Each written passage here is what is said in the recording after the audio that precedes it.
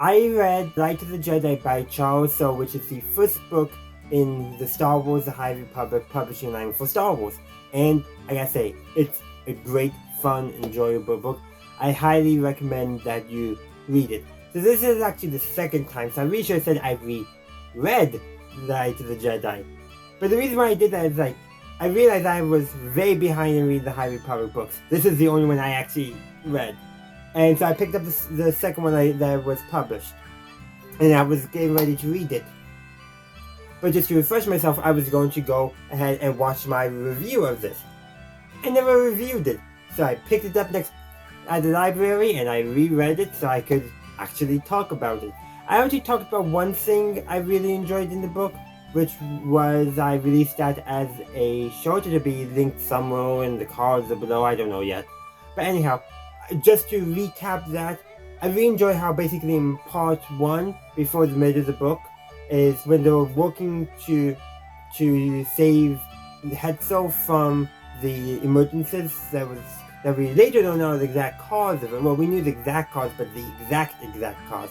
But anyhow, the book did an excellent job. Let me just show you real quick. Yeah, if you take a notice here how it is a Chapter 1, Hyperspace, the Legacy 1, and then it says 3 hours to impact. And they kept on counting down those hours and the minutes as they get closer and closer to the impact. So we knew as an audience that an impact was going to happen. We knew that. So the entire time we were reading the story, reading the first half of the book, and we're seeing the efforts to save Hetzel and the Hetzel system from all the emergencies, all the fragments of the Legacy Run. We as audience readers knew that because of the prologue, but just we're watching them. We know it's going to be difficult. We know they're going to have to save, but we also know that the impact is going to happen. And then they save one of the compartments of the Legacy One, like we get a sigh of relief. Then they save a big Tabana gas container from plummeting into the sun and making it go supernova, essentially. So we get those things, and then we get relief, and then we turn the page and we find out the impact did not occur in Hetzel. It occurred in the neighboring system, Abbey, I believe it is, and well, there was no Jedi there to use the Force. Nobody knew it was coming there. They didn't have as developed of an economy. Sure, it was more industrial, but they didn't have as much sensors to detect the emergencies and all that. And so, basically, we're given a sigh of relief. Yes, some lives were lost from the emergencies and from trying to save people, but overall, the Jedi and the Republic and the people of Hetzel did their best to minimize the losses. But that system over, they had no chance. They didn't have any Jedi there. They didn't have any Republic support. They didn't even have locally in their own system forces to help stop the emergencies. And so, while it wasn't as bad as it could have been for Hetzel, it was still a disaster. So I really love how they took advantage of it basically the suspense of the impact. Because oftentimes they talk about this more in film, but it also works in books and really anything. Well, first time you're reading something or watching something, you don't know what's going on. So it's often known as the ticking bomb theory. Well, you don't know, so you're shocked when the bomb explodes. Like, what just happened kind of deal. But at the same time, if done right, when you are rereading it, you know it's coming. And so there's suspense in what's happening. Here they kind of took both aspects. We knew the disaster was coming, we knew the impact was coming, but we didn't really know what that was going to be, just some form of impact. So we knew it was coming. But as time went on, we saw okay, looks like they're going to save it. But it's going to happen, but they're going to save it. And then, so that flip, if you will, is what they did. So they took both aspects of building suspense. Us not knowing what's going to happen and us knowing. Both of which can have interesting suspense. They suspenseful in parts. I, rereading it, I did know that there was what was actually going to happen, but that still doesn't mean, because they did such a good job at laying the grounds for that suspense. Even if you don't quite know what's going on, you still feel the suspense. Because sometimes the event just happens. Sure, you're surprised, but you don't have that build-up of suspense to begin with. And Charles Soule did a masterful job of weaving that suspense in and getting it to impact us as the reader. And then the rest of the book deals with the fallout from that. A hyperspace blockade, a search for additional emergencies. A brilliant technician on Hetzel, he basically developed a massive array so he could help predict the emergencies.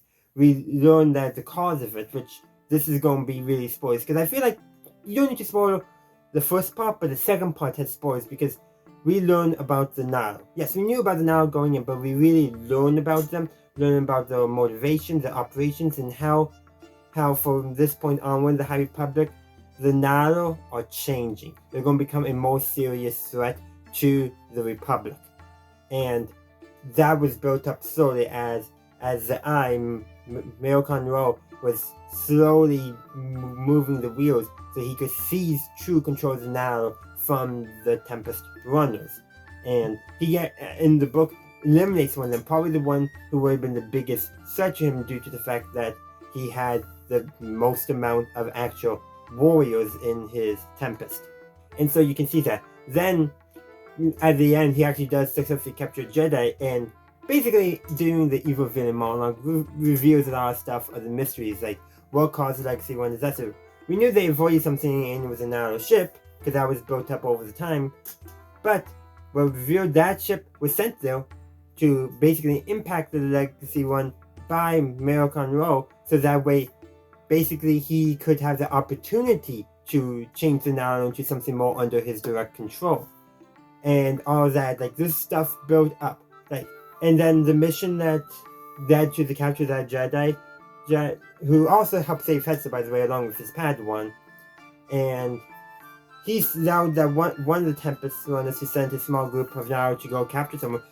He didn't care about them. In fact, he killed the father as soon as he saw the father, but he wanted the chance to capture a Jedi, and he made sure personally that the Jedi would know what was going on, so that way there was a chance that a Jedi could be captured. Like, he is plotting. Like, I gotta say, Palpatine probably would be impressed by a lot of his plotting. Probably a bit disconcerted about his lack of plans, just goals, but Palpatine probably would be impressed. So there's other minor things to talk about. The build-up of the Nile, the threat, like I mentioned, the changing stuff with the Jedi, but in the Republic. But the really thing is, this point is basically, the book is showing us what is going on in the galaxy now for the rest of the High Republic. It is the first book, so it was a setup book. We learn about the nature of the galaxy, how the Republic is expanding into the Outer Rim. We know that the Jedi are probably much more connected with the regular galaxy than they will be by the time of the prequel trilogy. We know that the Nile are a developing threat to the galaxy, which is probably part of the reason why so many things changed by the time of the prequels and all that. This is all setup, but it's done so good. That's why in some ways I think the first half of the story, Some Saving Hetzel, is the heart of the book. That is where we see everyone at their best. The galaxy just helping each other. The people of the galaxy, the Jedi, are helping save a system. Yes, they do fail to save everyone and fail to prevent a disaster in the neighboring system, but they still did what they could. They basically followed the will of the Force, and they were not in it for like their own glory or their own power. Which by the time of the prequels, I think some Jedi have kind of forgotten that, if you will. But yeah, there's so much good in that first half. And the second half, don't get me wrong, it's still phenomenal, but it's not as, I don't want to say as cohesive. It's a lot more about exploring the world of the aftermath of the first half. So it's not really one story. It's a bunch of stories that have come off of the Legacy 1 disaster and the subsequent emergencies. The second half is all about the afterwards. So we follow the Supreme Chancellor, Lena Soule. We follow Mayor Conroe. We follow two of the Tempest runners for the Nile.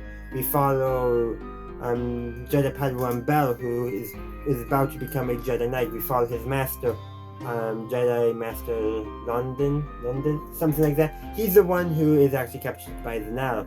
We follow Avar Kiss and a few others as well. We follow a bunch of characters as they go through their story of what they did afterwards. Sometimes it's development, like with Bell. He developed as a Jedi, basically learning to actually slow himself and safely stop in the fall. And he realizes that, which connects nicely with what we see all the Jedi do by saving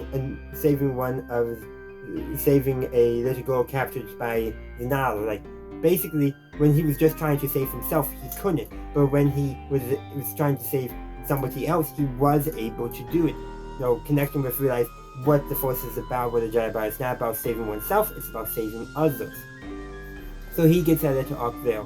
A good arc in my opinion, and several other just little things there.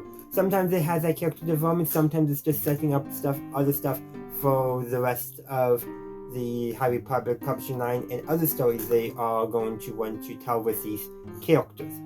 But that's why this book is so good. We get the suspenseful action, we get more action, more suspense, and we get character. We get a little bit of everything, and that's why this is such a good book. And if you haven't read it yet, I highly recommend that you do so. And if you actually are watching it now, spoilers. I thought I mentioned that earlier, but if I didn't, I apologize. But anyhow, I would love to hear your thoughts on The Light of the Jedi. The comment section is down below. I would love to hear from you. Be sure to like the video if you haven't done so already, and subscribe to my channel to stay up to date on all upcoming content. And of course, have a good day, a good night, wherever you are. May the Force be with you, always. Thank you for watching this video. I do hope you enjoyed it. If you did, please be sure to give this video a like, as well as subscribe to my channel and ring that bell to stay up to date on my latest content. Also, be sure to check out the link tree in the description, as well as any other links I have down there.